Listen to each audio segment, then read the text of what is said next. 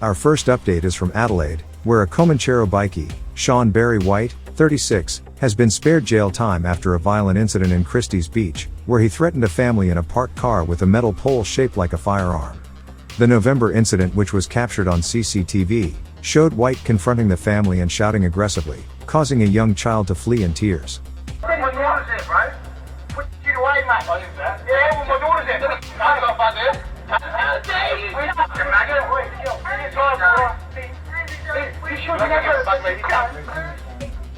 There's more than one packing. There's more than one packing. I apologise.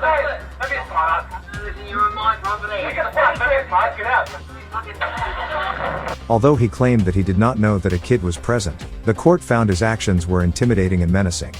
At the time of the incident, White was already on bail for other serious violent offenses, and carried out the attack believing a threat had been made to his home and family. The court later heard that all this was based on a misunderstanding. Despite his criminal history and ongoing links to Comanchero MC, White was sentenced to 3 months and 2 weeks of home detention, avoiding prison once again. Our next update is from Melbourne, where Comanchero Sergeant-at-Arms Tarek Zahed is back in the spotlight after a photo of him posing with former AFL star Wayne Carey began circulating around social media. While there's no suggestion Carey knew who Zahed was, the image still caused a stir, given Zahed's notorious underworld reputation. Nicknamed the Balenciaga Bikie and featuring multiple times on this channel, Tarek Zahed has a well-documented history of violence, including brutal assaults, a gangland shooting, and deep ties to organized crime. He holds the role of Sergeant-at-Arms within the Comanchero Bikie Club, responsible for enforcing internal discipline. In 2021, Zahed was issued a serious crime prevention order by New South Wales Police, prompting his move to Melbourne. In 2022, he survived a dramatic underworld ambush that killed his brother Omar and has since served prison time for hindering a gangland murder investigation. Tarek was released last year after he struck a deal with the police.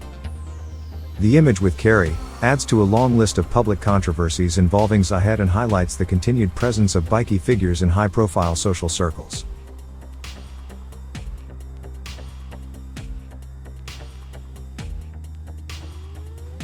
Staying in Melbourne, detectives from Taskforce Lunar have arrested 2 men in connection with an ongoing investigation into extortion attempts targeting multiple businesses in the Altona North area. The investigation began after several threatening sticky notes were reportedly delivered to local shops on 10th of March, demanding money on behalf of an offshore organized crime figure named Kazem Hamad. One note was taped to a liquor store window, warned the shop would be damaged if staff didn't call Kaz. With support from the Viper Task Force, police executed search warrants at homes in Roxburgh Park and Craigieburn on 22nd of July. A 21-year-old man from Roxburgh Park was arrested and charged with extortion, threats to destroy property, as well as drug and theft-related offenses, including possession of cannabis, Schedule 4 poisons, anabolic steroids, and a stolen driver's license. 4 balaclavas were also seized from the property. He was granted bail and is set to appear in Broadmeadows Magistrates Court. A 20-year-old man from Craigieburn was also arrested. He was released and is expected to be charged on summons. Kazem Hamad has been accused of orchestrating a series of standover attempts in his bid to control Melbourne's lucrative illicit tobacco market. Hamad's syndicate is aggressively seizing control of the illicit tobacco trade and so far, has proven unstoppable in its expansion. You okay? Can. Well, this is the number here. Call his number as soon as I leave, yeah? As soon as I leave, call his number. Alright? You want this shit, yeah? You understand? As soon as I leave, yeah? You're gonna call his number, yeah? His associates have previously been accused of walking into rival tobacconists while on a live call, which they then handed to the store owner. On the other end, Hamad, speaking from the Middle East via speakerphone, was heard making a series of threats and demands, including the weekly payment of a so-called Kaz tax, warning that non-compliance would result in the store being set on fire. Further investigations are ongoing.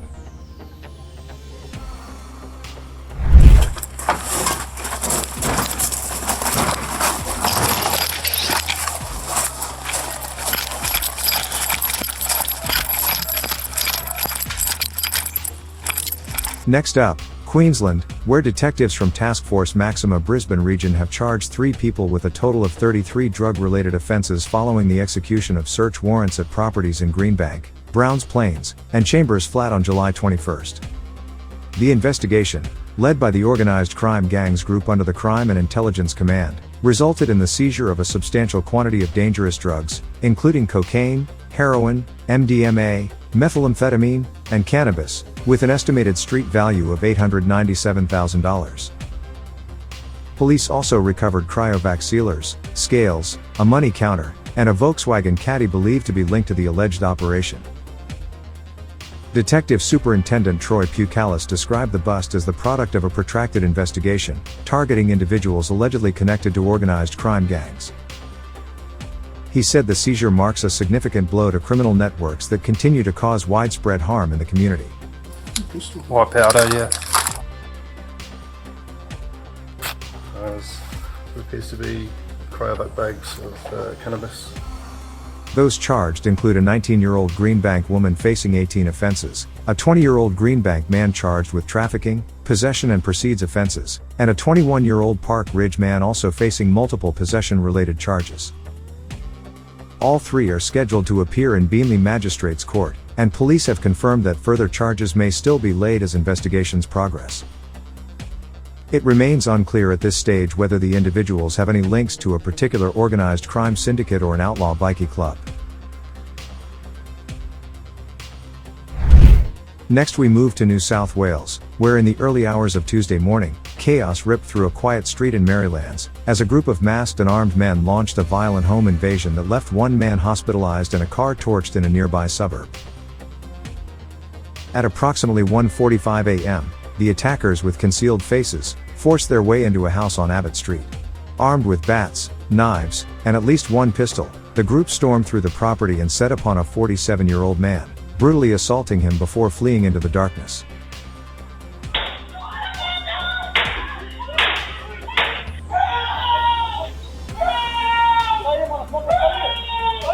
Emergency services rushed to the scene, finding the victim with severe facial injuries. He was stabilized by paramedics and taken to Auburn Hospital for further treatment. Inside the home at the time were a 45-year-old woman and 2 girls, aged 18 and 13, who miraculously escaped the ordeal without physical injury. But the terror they endured remains immeasurable. Just minutes after the invasion, police were alerted to a burning vehicle on Elizabeth Street in Granville. Fire crews extinguished the blaze, but the Suzuki Swift was completely gutted, leaving behind a smoldering shell and burning tires. Detectives are now urgently working to piece together the timeline and confirm whether the arson is linked to the violent home invasion. No arrests have yet been made, and police are appealing for witnesses or anyone with dashcam footage. Authorities believe the attack was deliberately planned, with the victims being somehow connected to organized crime groups or outlaw motorcycle clubs. Staying in Sydney, next update is on a 44-year-old man, who has been charged by the Australian Federal Police after travelling to the Gold Coast hinterland to take possession of 140 kilograms of cocaine concealed inside 2 massive marine engines. The case was mentioned in Southport Magistrates Court. The investigation began in October 2024 when Australian Border Force officers at the Port of Brisbane uncovered a suspicious shipment. Inside 2 wooden crates containing marine engines, each weighing approximately 4.5 tons, officers discovered hundreds of tightly plastic-wrapped blocks. The engines had been imported from the United States. Initial testing of the blocks returned a positive result for cocaine. AFP officers then replaced the illicit drugs with an inert substance and resealed the engines to allow the consignment to continue under surveillance. The shipment was delivered to a property in Mount Nathan on 14th of November, before being moved to a second location in Wongawalan. On 15th of November, the accused Sydney man travelled to the Gold Coast alongside an associate and attended the address. The pair accessed one of the marine engines and retrieved several of the concealed blocks, believing them to contain cocaine. 2 days later, on 17th of November, AFP officers executed a series of coordinated search warrants at properties in Burleigh Heads and Mount Nathan. During the searches, police seized 2 large wooden crates, the marine engines, a forklift used to move the heavy cargo, as well as multiple mobile phones and power tools. The Sydney man has been charged with 1 count of attempting to possess a commercial quantity of an unlawfully imported border-controlled drug. The offense carries a maximum penalty of life imprisonment. He is the second person charged as part of Operation Isengard, an ongoing joint effort to dismantle high-level drug trafficking operations. AFP Detective Superintendent Adrian Telfer said the haul represented a significant disruption to organized crime and highlighted the wider impact of drug trafficking. Criminals are driven by greed and have no regard for the destruction their actions cause. This amount of cocaine could have resulted in around 700,000 individual street-level deals. Further investigations are ongoing. Our next update is about an underground fight club known as Hood Contender, which is drawing national attention, both for its explosive online popularity and growing legal controversy. Founded by rapper Caleb Valeri, the event claims to offer a controlled sparring outlet for men grappling with mental health challenges. But critics say it's anything but controlled. The unsanctioned brawls are held in secret locations across New South Wales, with minimal safety measures in place. The fighters wear only MMA gloves and mouthguards and compete in a 16-man elimination format, battling through 2 one-minute rounds for a $5,000 cash prize, with an extra $1,000 awarded for a knockout. To maintain secrecy, fighters are transported to the venues in a minibus after handing over their phones. Footage of the fights is later uploaded to YouTube and Instagram, where they have racked up over 14 million views and earned praise from fans for its raw intensity. Organizers say the event is built on values of honor, mutual respect, and men's mental wellness. But the Combat Sports Authority has slammed it as a reckless, unregulated spectacle. Officials say it disregards basic safety, legal standards, and combat sport regulations. The authorities are now pursuing enforcement action against the organizers for breaching official rules. New South Wales police have also launched an investigation, warning that those involved in illegal combat events face fines of up to $40,000 or 12 months in prison. Hood Contender's rise echoes a similar backyard brawl event in New Zealand, hosted by UFC fighter Dan Hooker, which offered $50,000 in prize money and sparked backlash over participants allegedly breaching bail conditions. Both events have amassed millions of views online and attracted support from some in the fight community, but health and legal experts warn they blur dangerous lines between therapy and entertainment.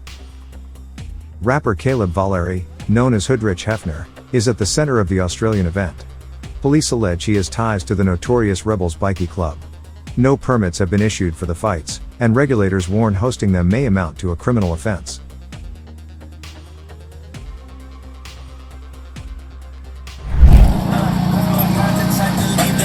Yeah, mate, how are ya? The vehicle and its occupants are now detained for the purpose of a search. Take the keys out and hand them to me. Hey, stop! Stop! You're under arrest. Next we move to Cairns, where a 28-year-old man has been charged following a police operation in Fishery Falls, south of Cairns, on 17th of July. Officers from the Major and Organised Crime Squad Far Northern, the Far Northern Tactical Crime Squad, and the Cairns Dog Squad were involved in the incident, which began around 6:30 a.m. on the Bruce Highway. Police say the man was driving a Hyundai i30 when he was stopped for a search. The man refused multiple requests from officers to surrender his car keys and instead of complying with the search, sped off from the scene, prompting a rapid and coordinated response from police units in the area. A coordinated search led police to bushland in Bentley Park, roughly an hour later, where the man was located and taken into custody. During a search of the surrounding area, a police dog uncovered a loaded semi-automatic rifle buried beneath thick foliage. What have we got? A rifle? Oh, we've got a rifle down here. The 28-year-old Marsden man has since been charged with 1 count each of obstructing a police officer and unlawful possession of a weapon. He was remanded in custody and is due to appear in Cairns Magistrates Court. Detective Inspector Jason Chetham praised the swift action of the officers involved.